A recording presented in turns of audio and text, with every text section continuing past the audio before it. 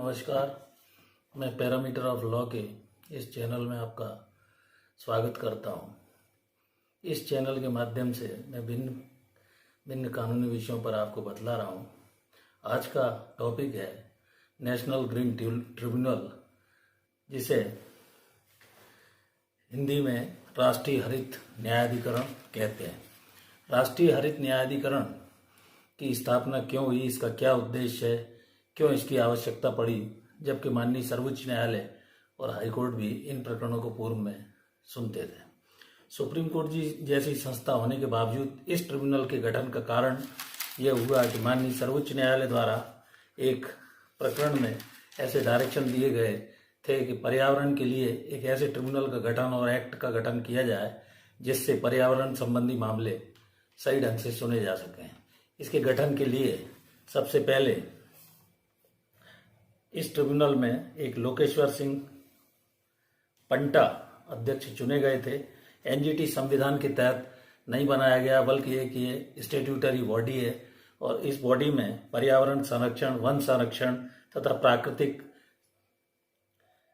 संसाधन आदि के संबंध में प्रकरणों की सुनवाई की जाती है। इस ट्रिब्यूनल में एनजीटी के जो सुर्खियों में आने का कारण था वो नई दिल्ली के अंदर जो डीजल गाड़ियां थी वो 10 वर्ष तक की बंद करने की तथा पेट्रोल गाड़ियां 15 वर्ष से जो चल रही थी पुरानी गाड़ियों को बंद करने का तथा श्री श्री रविशंकर पर 5 करोड़ रुपए का फाइन पर्यावरण संरक्षण के संबंध में उल्लंघन करने पर एनजीटी द्वारा लगाया गया था, तब ये सुर्खियों में आया। इसकी स्थापना 18 अक्टूबर 2010 को हुई। यह अधिकरण पर्यावरण सुधार के लिए बनाया गया, जिसका मुख्यालय नई दिल्ली में है तथा इसकी 4 ब्रांचें चेन्नई, भोपाल, कोलकाता तथा पूना में भी बेंचेस हैं। मुख्य हेडक्वार्टर नई दिल्ली में है।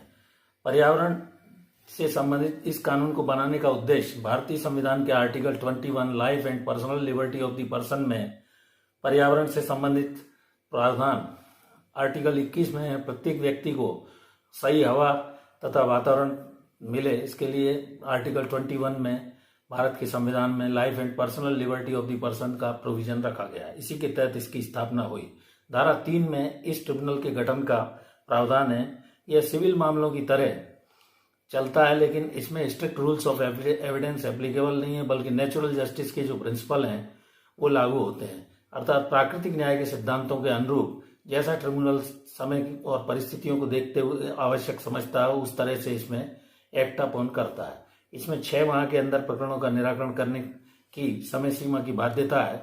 नेचुरल जस्टिस से संबंधित एक अन्य वीडियो मैं इस चैनल पर डाल चुका हूं, जिसे आप देख सकते हैं। इसमें पर्यावरण से संबंधित किसी प्रकार का नुकसान या जीवन से संबंधित नुकसान होने पर, संपत्ति से संबंधित नुकसान होने पर 3 वर्ष तक का कारावास और 10 करोड़ रुपए तक का जुर्माने का प्रावधान है। बाद में 25 करोड़ रुपए तक का इसमें फाइन किए जाने का प्रावधान है। इस न्यायाधिकरण के अंदर सर्वोच्च न्यायालय में सीधी अपील जाती है। इसे माननीय उच्च न्यायालय के समकक्ष प्रकरणों में शक्तियां दी गई हैं। ट्रिब्यूनल पर्यावरण के संबंध में भारत एक तीसरा देश है। इसके पहले न्यूजीलैंड और ऑस्ट्रेलिया में इस कानून को लागू किया गया था।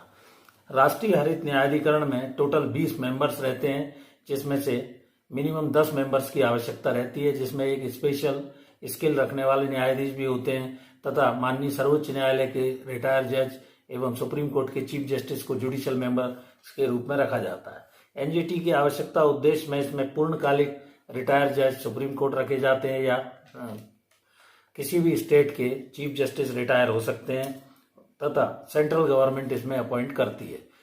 इसमें विशेष ज्ञान रखने वाला भी एक न्यायाधीश रखा जाता है। ग्लोबल वार्मिंग एक वैश्विक चिंता का विषय था। इसके कारण सुप्रीम कोर्ट के डायरेक्शन से इस विशेष पर्यावरण अदालत की स्थापना की गई।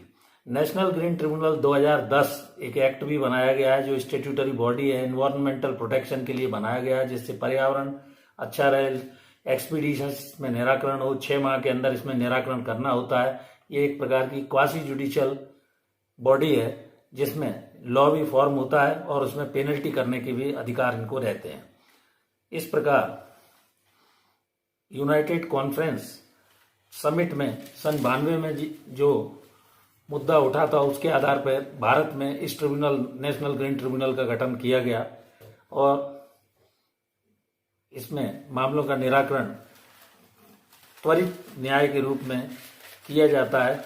इसके निर्णय पर्यावरण से संबंधित, पर्यावरण संरक्षण, वन संरक्षण एवं प्राकृतिक संसाधनों से संबंधित होते हैं। तो मैंने इस एनजीटी, नेशनल ग्रीन ट्रिब्यूनल की क्यों आवश्यकता पड़ी इस संस्था की, इस बारे में आपको बतलाया। आशा करता हूं कि मेरा यह वीडियो आपको अच्छा लगा होगा। अभी तक यदि आपने इस चैनल को सब्सक्राइब नहीं किया है तो प्लीज़ इस चैनल को सब्सक्राइब करें तथा अपने दोस्त तथा परिचितों को भी लाइक और शेयर करें। Thank you for watching this video. नमस्कार।